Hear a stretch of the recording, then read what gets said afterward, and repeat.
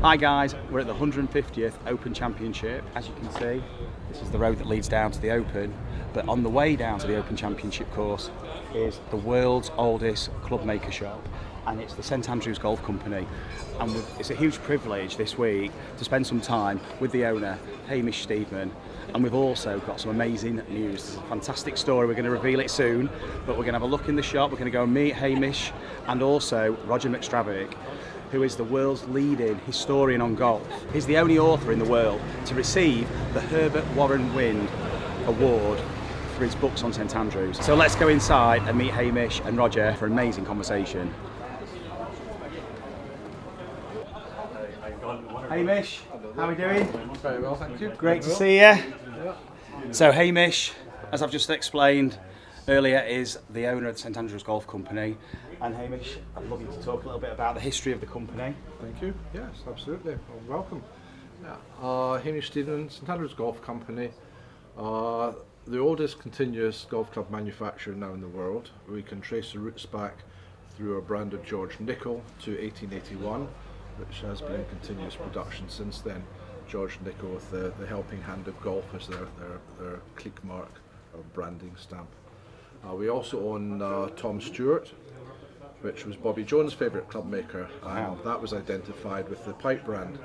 And over here we have a set of the clubs that Bobby Jones used to win his Grand Slam in 1930. And because we made 5 of his original clubs, the family commissioned us to reproduce that limited edition set of clubs. Wow.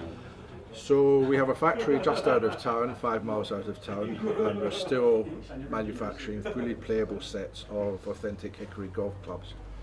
And because we're just out of town, there was an opportunity to get involved with this premises, 8 Golf Place, which is just 50 yards up from the 18th hole of the old course. And my friend here, Roger McStravick, the local St Andrews golf historian. How are we doing, Roger? Marcus, Roger. Good to see you. Roger, through the research of one of his books, identified that when Tom Morris came back from Prestwick to St Andrews, his first shop was actually this premises before he moved around to his own shop around the corner. So that was a very fortuitous find from our point of view. This week, with the Open on, we've been working very closely with ZEN Golf and their incredible movable putting stage. And what we're doing with that is we've created in our backyard a fully enclosed functional putting green. And Roger was passing the other day, and I introduced Roger to ZEN, and he looked around the corner into the putting green and said, "You will not believe this, but I'm just researching." I think you said, is it Alan Robertson's new book? Or you're writing? I a book am about researching. Alan I'm doing Alan Robertson, Yeah. but the map from 1821, which I used in my last book, the Road War Papers, shows where the closing hole was. You know, the 22nd hole or the 18th hole, depending on dates. But it looks like it's like your back garden. You know, if you superimpose one upon the other, it looks like the back garden of this property, which means basically where ZEN's hole is. exactly. It Which is absolutely fantastic. unbelievable. What are the chances? Yeah. So what we're now saying is, when you look in our shop window, we're now looking into the window to the 18th. Exactly, it's a window to the 18th, and it's a 1 in a million chance of this happening, and I was blown away by it.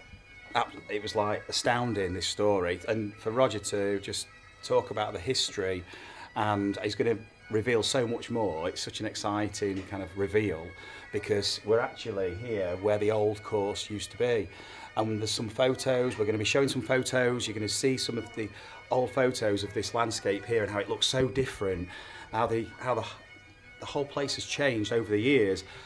But what we're looking at and what we're going to be standing on here is the actual location, and the green stage is on it. So we're bringing that green essentially back to life with the green stage. And so it's an amazing opportunity. It's fantastic to work with Hamish, because the oldest club maker in the world. I want to have a look at those Bobby Jones clubs as well, because they look awesome. Because, I mean, this is an absolute mecca for golfing enthusiasts and golfing geeks like me and you. So it's kind of to speak and just have the opportunity to learn from these guys is a complete one-off. And in the 150th Open week, it doesn't get any better than this. So before we go downstairs, would you mind just showing us those clubs, please, Hayes? Because that is something I just, the Bobby Jones clubs. I mean, to be in the club maker's shop that made clubs for Bobby Jones, this is like, it's astounding. We put this brochure together showing the original clubs. The majority of the clubs are at Augusta. We have it documented here. So you can see Augusta National Golf Club has the majority of clubs.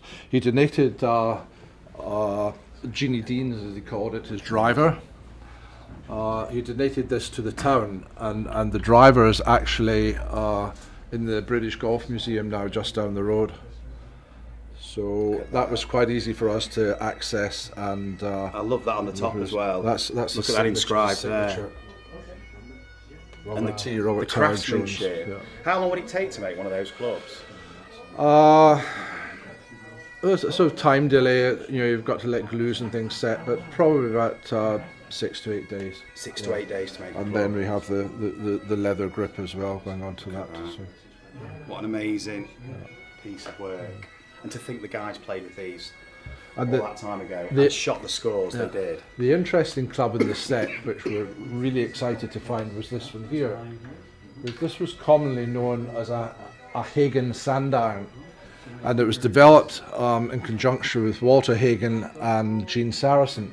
Gene Saracen was quite renowned for the innovation with the sandiron, but this was one of the clubs. And this club came out in 1929. But because of the concave face, it was outlawed in 1931. So it didn't have a long lifespan. But it is documented that Jones took his Hagen sandiron on one of the holes when he was playing in St Andrews here and put the ball within 6 inches of the pin. Really? So I say that was an exciting find. What's really interesting is look at the face. That's your concave face. Wow. And look at that. So that's why you couldn't tell how often the ball was striking the face. Therefore it was outlawed in 1931. Right. 1931. Yeah. Wow. Looking at the brochure here and the sets of clubs, you can see that there are 4 Tom Stewart clubs. Tom Stewart was clearly his favourite club maker at the time, but we also have one George Nicol club, and I say Tom Stewart and George Nicol are companies we now own. Obviously over the years companies are closed and merged and amalgamated, and as I say, apart from St Andrews Golf Company, which is our umbrella company, we own Tom Stewart, and the oldest one going back to 1881 was George Nicol. Wow. Amazing. It's absolutely mind-blowing. But right behind us is the window to the 18th. So this is now, you can visualise it, overlooking the original green to St Andrews. What we're going to do is walk down the stairs to the green stage, which is actually on the green, the existing green, the old green, and we're going to talk about the actual history of it with Roger, who can give us all the info in detail that us golfing geeks love to know. So let's go. Let's go. Before we go on to the green stage, what I'd just like you to just show us, because I was chatting with Roger earlier, because this is the 1st and the 18th as we know it, but that's not the way it's always been. Roger, if you'd like to tell us more about that, because this is So if you imagine like the fairway being sort of C-shaped, the letter C, it did that sort of formation. So, and all of this was beach. So what they did, they took all the rubbish from the town, dumped it on the beach and leveled it off, and that's what's created the first fairway. That's why it's flat as a billiard table, and that's why the professionals all head up the left, you know. right. So this is all reclaimed land. And then the original closing green was, if you think of the back of Golf Place, so none of these buildings are here, and it's that direction. But if you stand there and try to play the 7 to the 17th green as your first hole, Yeah. it's a lovely green. The green gently rises towards you, you know, it's just really welcoming, and that feels like that's how it should be played, whereas we play it now, you know, back to front almost, you know. So it is, but none of these buildings at all would have been here, and the golfers would have played there, you know. And just to give you some perspective of where we are, we're over here, aren't we? Yeah, we're Kind of about here, are we? we're about Trying to think about where we are. Just about there. Just over there, are we? Yeah. So that's the old, that's not that far the over. existing St Andrews clubhouse. and I mean, where old Tom Morris was a member. Absolutely, yeah. And And, Alan Robertson, the reason why we have the Open is because Alan Robertson died, and he was the champion golfer. And it was like, well, who's the new champion golfer? And that's why Prestwick created the Open, to find out who's the new champion golfer, which is also why they say every year without fail, champion golfer of the year is such and such, But it all goes back to Alan Robertson. Wow. And then Tom Morris actually designed the Prestwick course. So the connections to the Open are really strong. Yeah. And Tom's still the oldest winner of the Open and still the largest margin of victory of the Open. These buildings didn't exist. We're currently there, and the course, as it was, would have gone out there, and the 18th green would have been through that this door. So shall we go and have a look at it? Through the keyhole. And we'll talk more about it, Roger, as well. Yeah, I love it. It's fantastic. It really is.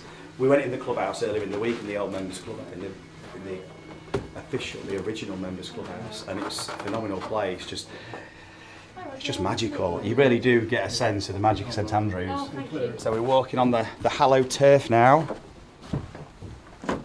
So, as it is at the moment, it's the technology of the green stage, but underneath this green stage is the original 18th green of St Andrews. So if you could tell us a little bit more about it, Roger, about the whole kind of landscape. So this is all land. The land at the Himalayas. The putting green. That's what it was like here. There's paintings of the time, and it's really undulating. And it would have been 22-hole layout. So this would have been the 18th green or the 22nd green, but also would have been roughly where the first tee was as well. And they would hit down to approximately where Russax is, and that would have been their first hole. Their second hole would have gone to the 17th green. Right. The third hole would have gone to Cheap's bunker, where and the 17th where the bend. Yeah. And then their fourth hole would have been a short par 3. And then 1764, the RNA Society of St Andrews Golfers, they reduced that down to 18. And that's why we play 18 holes. It's not because of whiskey shots in in a bottle. It's because that's all the land would allow in St Andrews. So and when courses were trying to set up and trying to emulate St Andrews, so well, they've got 18 holes. We want 18 holes. We want to be like St Andrews, and that's why everybody plays 18 holes. Wow. So you heard it here first, guys. The real reason why we play 18 holes. I've always wondered that, because that's a question often you get asked. Or you think about it yourself. Why is golf 18? But, Yeah. and it used to be 22. So amazing that. So thank you very much, guys, because that's an amazing insight into the history of St Andrews from, well, the historians. It's the authority on the history, really, of St Andrews. And it's a massive privilege. It's been fantastic to meet you guys, and we're loving our time here. And it's just been amazing. I just want to say thank you also to the guys who created this, because of what a fantastic space it is. It's been a massive privilege for ZEN to build the green stage here, and to find out that it's the 18th of the official old course is just astounding. So, guys, thank you very much. Thank you very much for visiting St Andrews Golf Company. Thank you very much. Roger, absolute pleasure. Thank you for your time. Yeah, thank you very much, guys. And what we're going to do now is we're going to give Jazzy Golfer a putting lesson. Put me on the spot. Exactly. We are And rolling. today. We're just surrounded by royalty today.